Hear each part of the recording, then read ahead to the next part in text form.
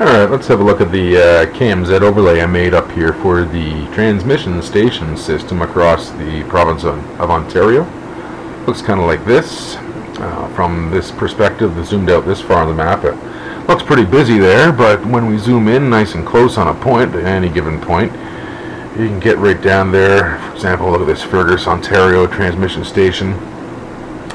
Each point is showing a picture representing a bricks and mortar version of a transmission station.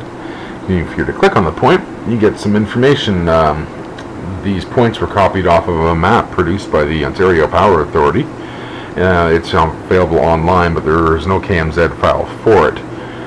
From each point that I located, I was able to gather any available information like this. Most points do have information to gather, some do not. If there was information, then it was gathered. Another thing I worked on was very difficult to attain was the GPS coordinates for every station. They are accurate, and they work in other mapping services as well, like for example Google Maps Online. So I'll zoom out again here, and then I'm going to switch it from the transmission station, turn that off, to the distribution station map of Ontario. I'll zoom out a little further, get it all on screen. We've got Moosonee up there, and each one of these again has similar information as well as the GPS coordinates. And again, if you zoom in on a given point,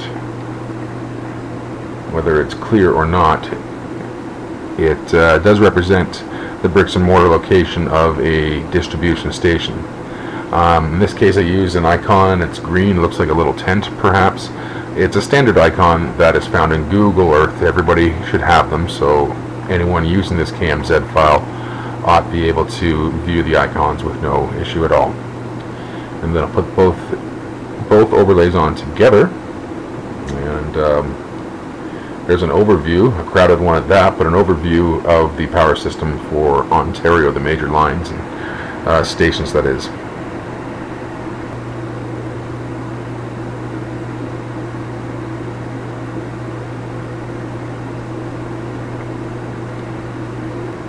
Okay, I'm going to zoom in here on Eastern Ontario, and then I'll pull up a KMZ file I put together for an overlay that shows the Canadian Land Index for this quadrant of the province, and that is right in here. Turn that on, let it load up. Got that loaded up here, and each piece of the map, as you can see as I'm clicking on, it comes from a file that was a PDF file. Each segment here that had to be converted into a KMZ file. Now that can be pretty confusing trying to reference a point when you look at it like this. I did take another image, and if you right click on the top point here, select properties, you can adjust the transparency and get the standardized alphanumeric codes for each point on the map here. And these are standard codes used across the country to help reference different pieces of a map to another individual when trying to share and discuss a given location. So maybe for example here, we'll check out 31D10. I'll turn the transparency down to clear, close that, get into this portion here, scroll down, 31D10, 31Cs,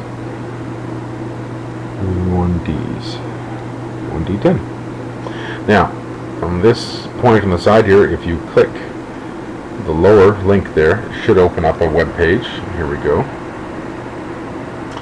And it'll bring the file from the official website from the Ontario Ministry of Food and Agriculture.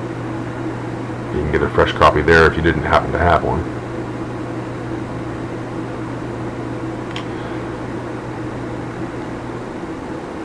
And here's the copy of that map. Can be saved here. A user can save it to their files and reference it later. And it's fairly well done and fairly detailed right down to the lot. So very handy to have a hard copy of the original map and still be able to look at it on the KMZ overlay here. So that's 31D10. Go back to Google Earth. Back to Google Earth. Click on this 31D10.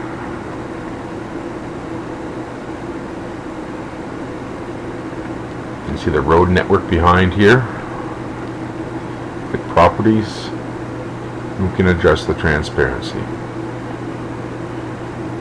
And it gives you a great indication of how the different types of soil for a given area have been distributed. I'm going to put that about 50% transparent, or maybe a little less. Close that down. Now the reason why I wanted to put this together for the Canada Land Index mapping was to put the transmission and distribution stations for the area over top of it. It gives a great tool for being able to assess the distance from a location to the local or the nearest distribution or transmission station that it will be ultimately connected to, and it just provides a perspective that is not otherwise available.